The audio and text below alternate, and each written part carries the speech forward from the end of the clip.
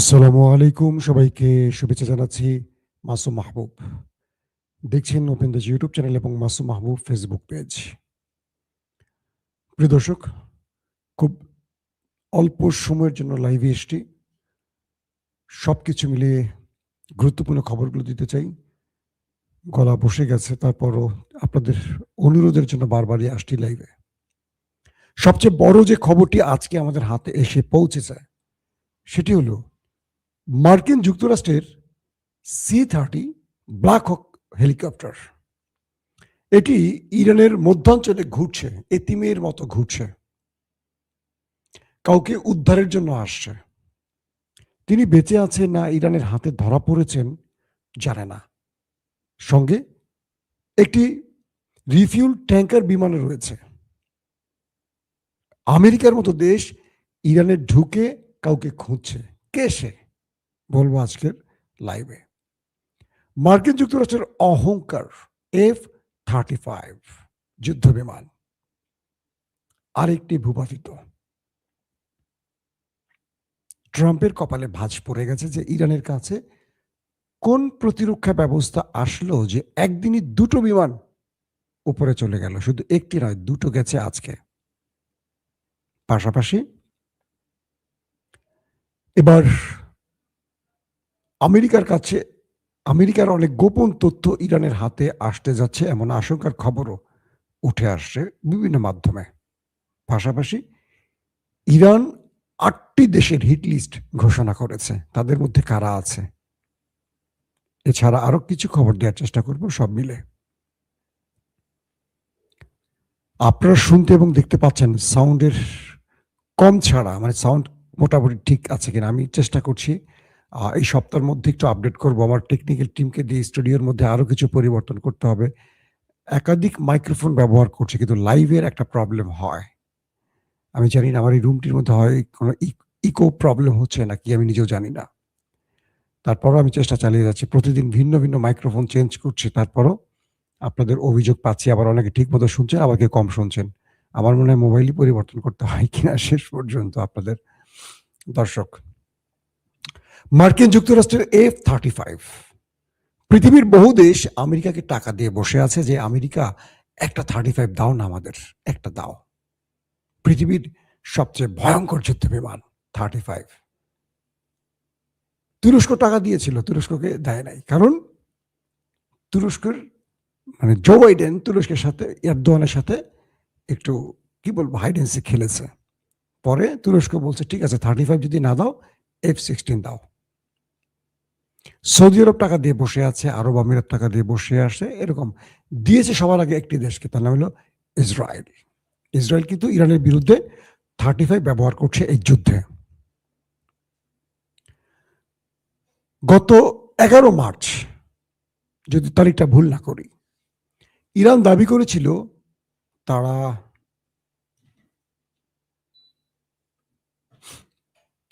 মার্কিন যুক্তরাষ্ট্রের F-35 একটাকে ভূপাতিত করেছে।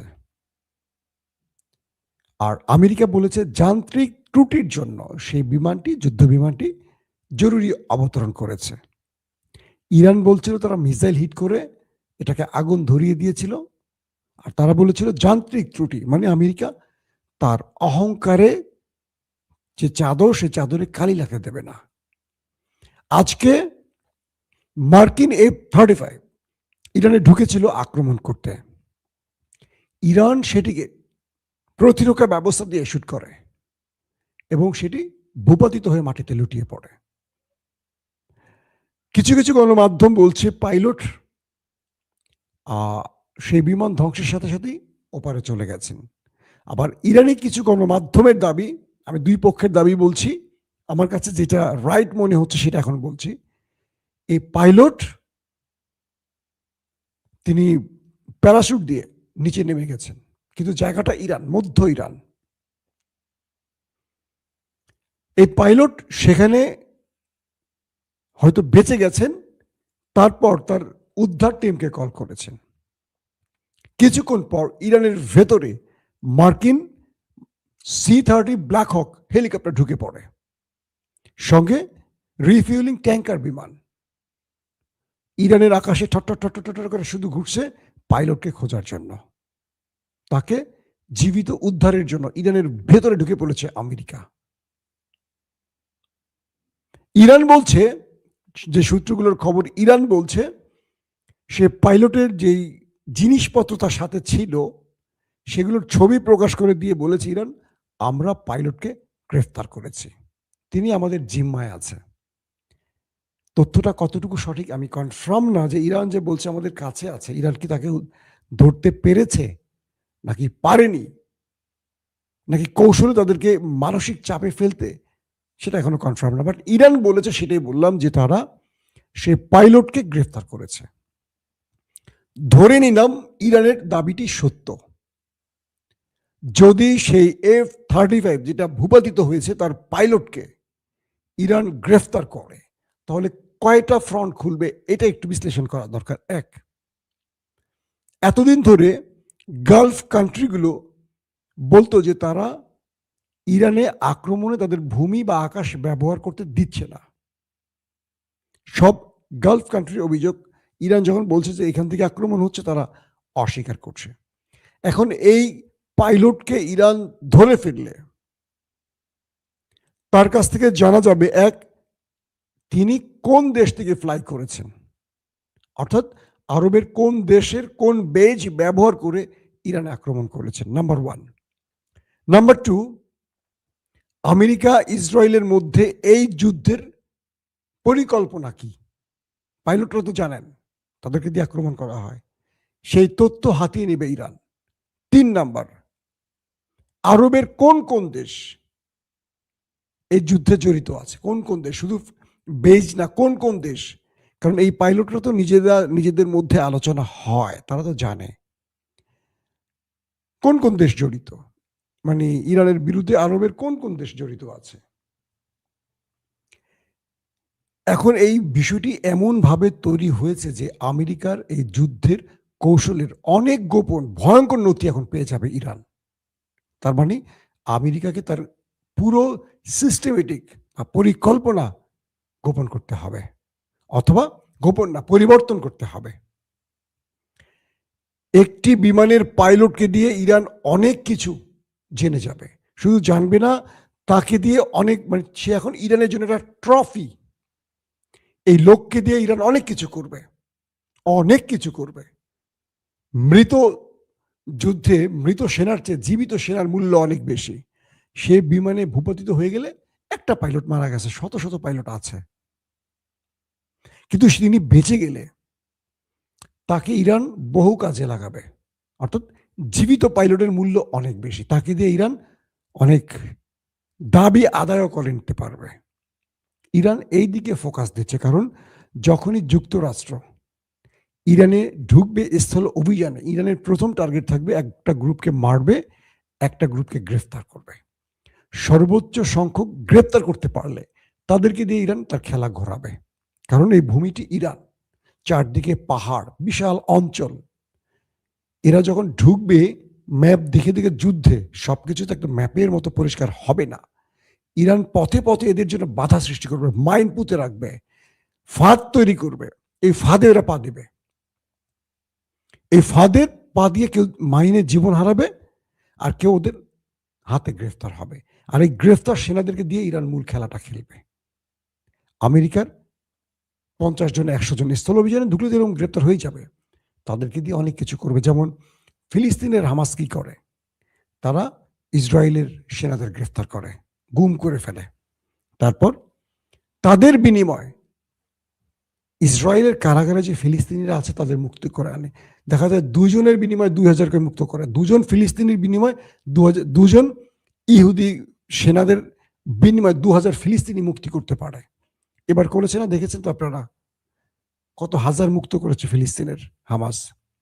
তো ইরান তাদের মূল টার্গেটে এভাবে প্রবেশ করতে চাচ্ছে। দর্শক, মার্কিন যুক্তরাষ্ট্রের হেলিকপ্টার ঢুকে ইরানের মধ্যে এখন উদ্ধার কাজ চালাচ্ছে, কিন্তু তাকে খুঁজে এখনো পায়নি যতটুকু জানি। এখন পর্যন্ত আমেরিকা এই বিষয়ে মুখ খোলেনি, ইয়েস অথবা নো, কি হয়েছে তারা বলে নাই। তার মানে আমেরিকা বুঝতে পারছে ইরান অনেক বড় সারপ্রাইজ তাদেরকে দিচ্ছে, আগামীতে F-35, F-15, F-16, F-18 ইরানে ঢোকার আগে 14 বার চিন্তা করবে। কারণ যে 35 স্টিলথ প্রযুক্তির বলে রাডার সিস্টেম ফাঁকি দিতে পারে, শত্রুর মিসাইল ফাঁকি দিতে পারে, সেখানে ইরান দুটোকে ফেলে দিয়েছে। প্রায় 20-এর অধিক বিমানই ফেলে দিয়েছে, হেলিকপ্টার, বিমান, ড্রোন ইরান। এই যুদ্ধে পুরো সামারি বললাম। পাশাপাশি আজকে আরেকটি F-15ও ভূপাতিতে দাবি করেছে ইরান। তার মানে ইরানের কাছে প্রতিরক্ষা ব্যবস্থার বেশ চমক এসে পৌঁছে গেছে। আগামীতে ইরান আরো ভয়ঙ্কর সারপ্রাইজ দিতে পারে। দর্শক, আরেকটি খবর দিয়ে শেষ করতে চাই, সেটি হলো ইরানের সবচেয়ে বড় একটি সেতু B1, এই সেতুতে আজকে আমেরিকা ইসরায়েল হিট করেছে। এটা নির্মাণাধীন ভবন সেতু ব্যাপক মানে ধ্বংসলীলা চালিয়েছে বৃষ্টির উপরে। বাংলাদেশের পদ্মা সেতুর মতো এটা ইরানের একটা বিশাল ব্রিজ ছিল। ইরান ঘোষণা দিয়েছে একটি ব্রিজের বিনিময়ে 8টি ব্রিজ আমরা ধ্বংস করব। 8টি ব্রিজের রেড নোটিশ জারি করেছে জর্দান, মানে গালফ কান্ট্রির যে কটা দেশ আছে, ইসরায়েল আর গালফ কান্ট্রির প্রত্যেকটি দেশের সেই ব্রিজের নাম উল্লেখ করে দিয়েছে ইরান। মানে ইরানের যুদ্ধের কৌশলটা দেখছেন আপনারা। লিখে দিয়েছে বাংলাদেশের পদ্মা সেতু, যমুনা সেতু, হার্ডিং ব্রিজ, বুঝছেন নি, সুরমা নদী নাকি, সুরমা ব্রিজ নাকি, এরকম কি কি আছে, কর্ণফুলী টানেল। আমি বললাম বাংলাদেশকে উদাহরণ দিয়ে, এটা যেন না হয় কখনো। আমার দেশ মানে আমার প্রিয় দেশ, এটা আল্লাহ ঠিক রাখুক। তো ইরান, ইসরায়েল এবং গালফ কান্ট্রির কোন কোন ব্রিজে আজ রাতে আক্রমণ করতে যাচ্ছে সেই ব্রিজের লোকেশন নাম উল্লেখ করে দিয়েছে এবং বলছে এই ব্রিজ থেকে জনগণ চলাফেরা বন্ধ করুন, আমরা একটু পরে আক্রমণ করতে যাচ্ছি। ইরান সিভিলিয়ানদের মারতে চাইছে না। এখন আরবদের কপালে ভাঁজ, এই বেটা ড্রাম, তুই বেটা মানুষ ইরানে, আর আমরা শত শত বছর ধরে ব্রিজ বানাইছি তেল বেচে বেচে, তুই সেগুলো ধ্বংস করস, ফাইজদামি এটা শেষ আছে তো। ট্রাম্প বেটা পুরা গেছে আউলা জাউলা হয়ে, কি করছে কি বলছে সে জানে না। কারণ আজকে জানেন আপনারা যারা আগের লাইভগুলো দেখেছেন, সেনা প্রধান সহ 12 জন টপ জেনারেলকে বহিষ্কার করে দিয়েছে ইরান, কি বলে ট্রাম্প সাহেব, মার্কিন যুক্তরাষ্ট্রে। সেনা প্রধান সহ যুদ্ধকালীন মানে যুদ্ধ চলাকালীন সময়ের মধ্যে 12 জন টপ জেনারেলকে বহিষ্কার করেছে।